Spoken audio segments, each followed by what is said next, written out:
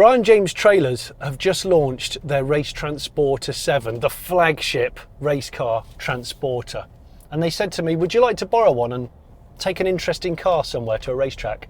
And I said, okay. And then I thought, actually, I know someone that can drive race cars better than me, and I know a specific car that I'd like to reunite that man with. The man in question I used to work with and I miss very much, he's called Tiff Needell. He basically invented drifting on TV. And the car, well, it's a car that he hasn't driven since he won a special event in 1989. So in that transporter behind me is a Ford Sierra RS Cosworth BTCC Group A car. The actual car that he beat. The sister car was his. And he hasn't driven one since 1989. And that's what you're going to see in this episode. I'm Jonny Smith. You're watching The Late Break Show. Ford Sierra RS Cosworth. It's a pretty impressive car in its standard trim, but for Group A, you are allowed one or two minor modifications. And so we come to the racing model itself. There's now slick racing tyres, racing brakes. In the engine bay, well, there's a very well-tuned engine. The same engine, albeit, but now producing 500 horsepower. The racing seat holding the driver firmly in place, straight ahead the steering wheel. Now what else do we need? Ah, that's better. Now, let's see what it's like. Down the back straight. I'm almost feeling a tear in my eye. Lawrence Bristow hasn't won a race. He's about to now. Just steady, Tiff. These cars are epic, absolutely epic. The flag's out. The flag is out. Oh, it's 35 years ago, but it feels like yesterday.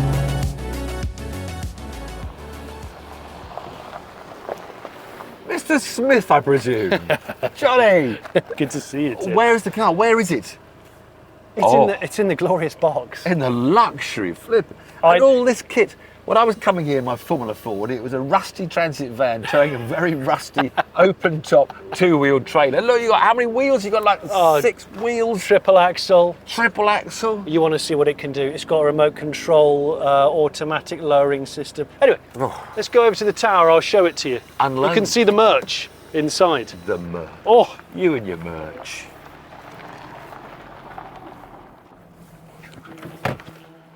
behold.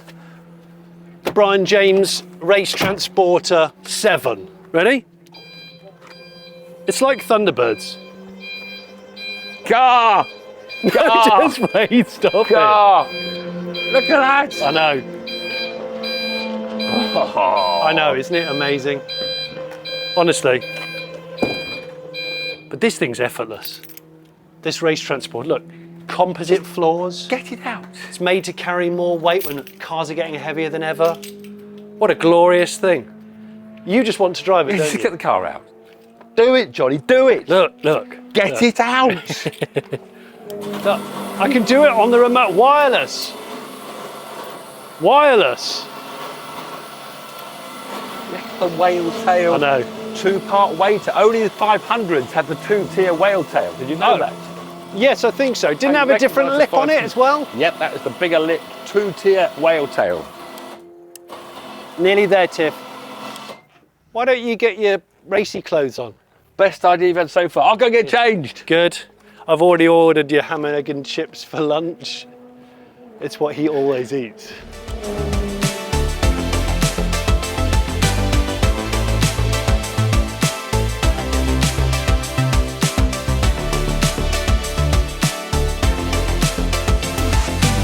So before I let Needell loose in that Sierra, I want to talk to you a bit more about the new Brian James Transporter 7. The Race Transporter 7 is the flagship. And the whole premise of this is to bring the weight down off the trailer. And because cars are getting heavier, SUVs, EVs are getting heavier, but you still need to keep the load and the trailer under 3.5 tons. This thing can carry 2,205 kilos. LED lights around the top here on a flick of a switch. Obviously lets light in from up there. You've got the lockers down here in the composite floor for putting ratchet straps, paraphernalia for racing, or winning wreaths and champagne when you succeed. You've got the winch at the back here, which is available on a remote control, and that is not a steel cable anymore. It's a lighter weight rope. Again, it's all about the weight saving. You've seen the remote control tilt. You've seen the remote control back door, which is ever so trick as well. You can option this with tyre racks, tool stations at the back here if you want to, solar awning even. But what I love about these is the fact that when the car's in here, it's locked away from prying eyes, right? And it's kept out of the weather. And then when you're at the racetrack and you take the car outside, you can actually use this as accommodation if you want. Oh, and one final thing. It comes with an optional 360 camera, which is great for when you're trying to maneuver it. And when you indicate in the car, it will show the camera to the left or show the camera to the right, so it's easier to drive than ever before. This is a triple axle, but you can order it in a double, and you can order it in black if you don't like white. First of all, before we go out in the Sierra, I want to talk to you about your bag. The bag? Look at the bag. Oh, the Alpha Racing Team. It's got a few holes in it here and there. But this is the bag that I took to Le Mans in 1990 when we finished third on the podium. That was your 1990 Le Mans bag? Yeah. And it's still going? Yeah, I haven't used any other bag. Really? No, this is the bag. So that's what, 35 years ago. Blimmin' heck. Let's get the wife to stitch that back on. That is awesome. Slightly falling apart. All these young kids have these fancy helmet bags and dolly trolley things. No. On the shoulder, round the world, it's been everywhere. It really has been around the world. I love that. Well, I know that'll be a new lid, but that's been your signature lid for years. Yeah, the Tiff on the side. Delivery. Just had to get a new one though. This has actually just been retired officially. But it's got these lovely stickers, Goodwood stickers all the way around the back, which is always nice. You're about to go out in that Cosworth. Yeah, this is a bit worrying. This is a bit worrying. When was the last time you drove one? Cosworth, back in 1989. Was it really? You haven't driven one since? No. I didn't know that. I emerged victorious at Donington Park. And there is Tiff Needell through in the lead. As Harvey comes out of the pits, Soper takes Jones, and there's contact between Pinkley and Smith and Soper. So you were driving the brother or sister car to that? Yes, the faster car on that day. The winning car on that day. Don't know why it was a winner. I thought that Tim Harvey was quite good actually, but you know, you never know till you race against them, do you? It wasn't good enough. Because I remember clearly watching that Top Gear episode of you on the track in the Labatts hatch, wasn't it? Yeah, and then you pull in next to the road car, and then you say, but of course. The Ford Sierra RS Cosworth. It's a pretty impressive car in its standard trim. But for Group A, you are allowed one or two minor modifications. You have to be homologated, you have to buy this. Another brilliant piece. Well, the presenter was a bit wooden. I don't know, I've looked at it since. The presenter's very... And now here is the car, and there's a gear lever. For the driver, the gear lever. Beside it, the brake balance adjuster, the racing seat holding the driver firmly in place, and straight ahead the steering wheel. And here is where you do the brake balance. You're better spoken now. Well, one has to, doesn't one? Has to move at the times to be more animated when you're talking. You can't just be factually correct, because that's a bit boring like that. It was still a brilliant piece, obviously. It was a lovely piece. You must look at it. Oh, Pat, we'll put the description in the description. We'll put the link. That was a Brands Hatch, though. Now we're at Mallory Park, and I haven't been around Mallory Park. I haven't raced here since 1979. And that was in a Formula One car. Was it 79? Yeah, same year as the Cosworth. I was racing the British Championship in the Durex-sponsored Chevron. Hang on, was that 79 or 89? 79. That was 79? Yes. Well, that was 70. That's why I get confused. Because it's 79 and 89. It was 79 and 89, though. Every time you go over the millennium thing, I lose 10 years. Or I gain 10 years. It's very hard to do the maths. Yeah. Between 89 and 24, isn't it? So 79, you were in an F1 car here. Around here. That was the last time I raced around here, yeah. Bloody hell. Epic. Sponsored by a condom company. Yes. That's cool. Yeah. Back to business. If you want me to drive the Sierra Cosworth around a track that I haven't driven from, then he's going to make a noise, that car. Well, our session is taking place in the next 5 minutes. So you're going to go out for the first time in 5 minutes. Take it slow. Slow? What's slow? I will reveal to the listeners and the viewers that Adrian Flux has gone to great lengths to cover this car on insurance. Has he? It's insured for nearly £500,000. Ooh. Just had a bit of pressure on. And so yeah, the buck stops at me with that. So I want to say thanks to Adrian Flux for covering that, because that car is unrestored. Because of course, this is the era of touring cars. We had an actual H-pattern gearbox. Yes. And Well, it was a great era. You see, this was the end. 1989 was the last year of the 4 classes. yeah, But the trouble with one class racing is that there'll always be one car that's the best car. yeah, So eventually everyone tries one car or the other. So in Class A, the top class, it was Sierra Cosworths. yeah. So the race I did at Donington was 17 Sierra Cosworths. Was there that many? Class B, the end, it was a BMW M3. Yeah. So you wanted to win Class B, you had to have a BMW M3. Yeah, Class 3 was, I think John Clennon won the championship, the Vauxhall Astra. But it was such a small class, you only had to beat about 4 other people and got maximum points. Whereas the Sierra Cosworth race winner was up against 17, you know. yeah. And then Class E was something, the Toyota Corollas, I think it was, the small ones. But that's why it became silly in a way, because it was 4 one-mate championships, really. Yeah. So yeah. to get more manufacturers in, they created this super Formula, super touring idea, Yeah. which of course worked in the end. I mean, by the Yeah. mid 90s, there were so many touring car manufacturers. Super touring was amazing. So yeah, so the class structure went right from touring cars began. I think the very first 1950s, because I think it was won on a tiebreaker, and I don't know if it was. You always forget names, obviously. It might have been Tommy Sopwith versus Jack Sears, I think it was. So they had a tie-break. They went to Brands Hatch Yeah. in bog standard Wolseley somethings, I think, and they'd had 3 laps each. Really? Yeah, and the championship was decided in Jack Sears' favour because he was quick around Brands on that Yeah. day in a bog standard Wolseley Hornet or something. Are you nervous about driving this? Or are Well, you... yes, because it's someone else's car. It's not Yeah. like we take manufacturers I'm paid to drive professionally. Yeah. This is a Yeah, well, when you drove this loving originally, it owner. was someone else's car. Yeah, I didn't mind that. But, It was a yeah. race. And now, this is his pride and joy, Lee. He's What? brought it, you know. We're due out in 5. You need to get your helmet on and All right. we'll put your comms in and your All right. clutch control. Now. Getting Tiff on the Late Break Show and back in a car of significance has been on my mind for a long time. But let's just remember here, Tiff is well into his 70s, but the boy has still got it. He can still skid.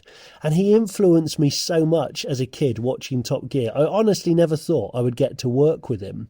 But I've spent many years on camera with him and I can call him a good friend. Go for it, Tiff. You know what to do.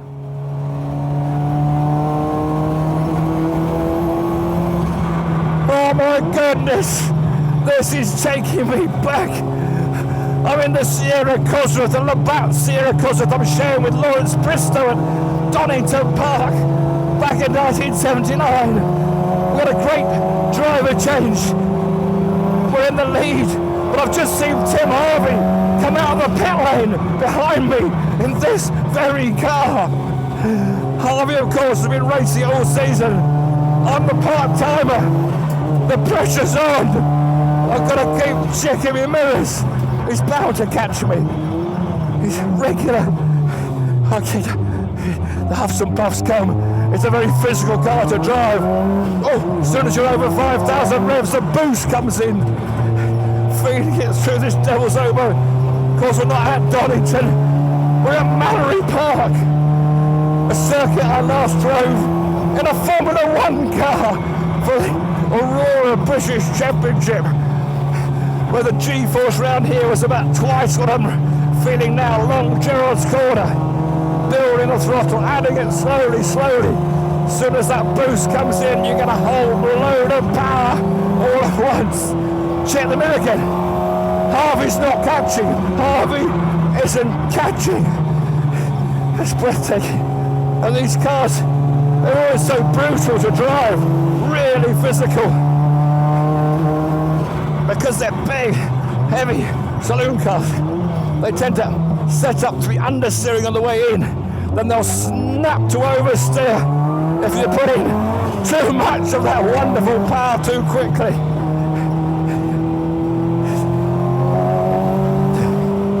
Getting these cars set up was a real art. Down to Gerrard's corner now. Going to drop down from 5th to 4th, feathering the power, building as much as I can. I can feel that rear end wanting to snap out as soon as I lose a bit of concentration. Onto the back street, check the mirrors. Harvey's still not catching. I'm thinking we might win this race. Lawrence Bristow, Tiff Needell, Labatts, Sierra Cosworth.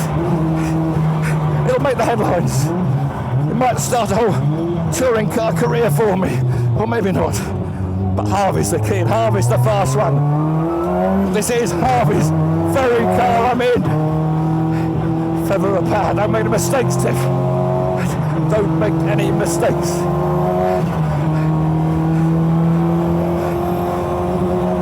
One lap to go. One to go.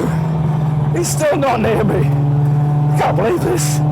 Don't get carried away, Tiff. Concentrate. You have to concentrate right through to the last lap. The job's never done till it's done. I'm feeling knackered.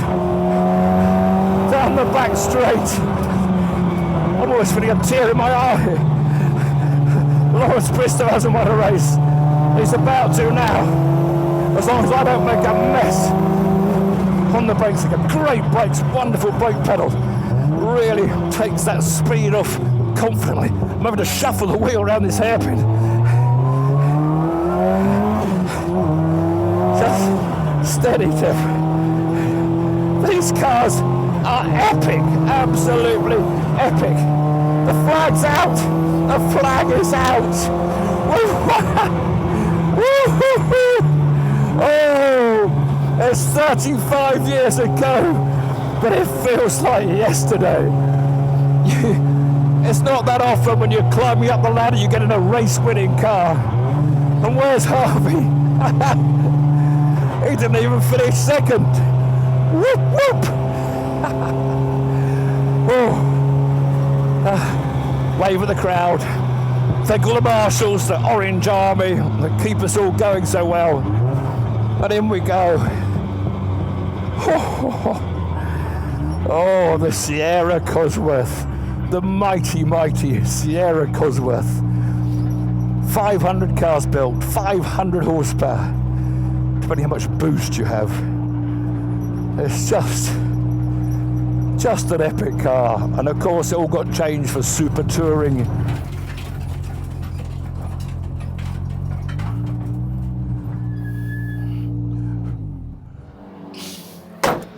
Woo woo! Go on then.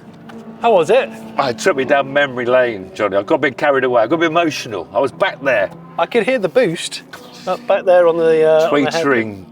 We'd taken the checkered flag back in 1989, and that just all came back. It's just such a wonderful, glorious.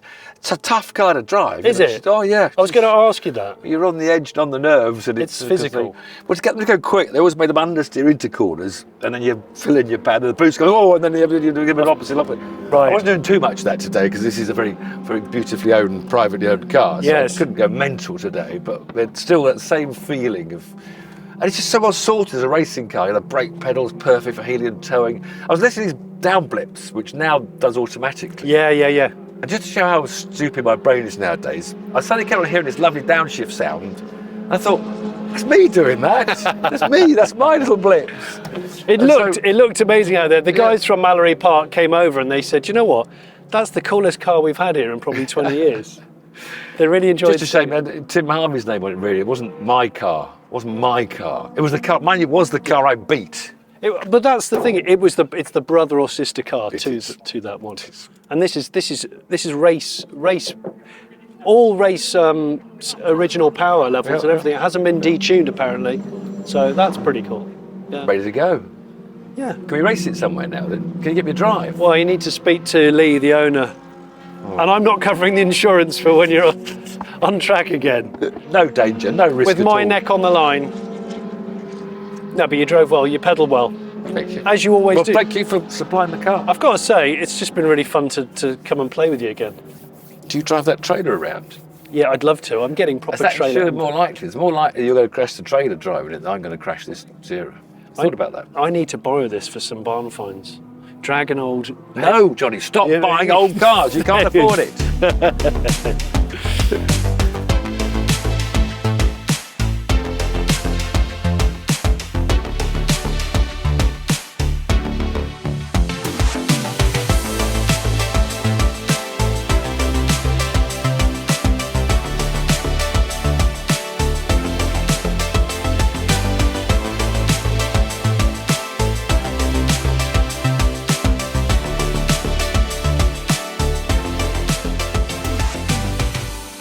I need to say a huge thanks to several people for making this video happen. Firstly, Adrian Flux for ensuring that Sierra on the track, to the owner Lee for letting us play with it in the first place, to Alan for building it in the first place with Andy Rouse Racing and for now maintaining it, and to Brian James Trailers for letting me come and play with one of their race transporters.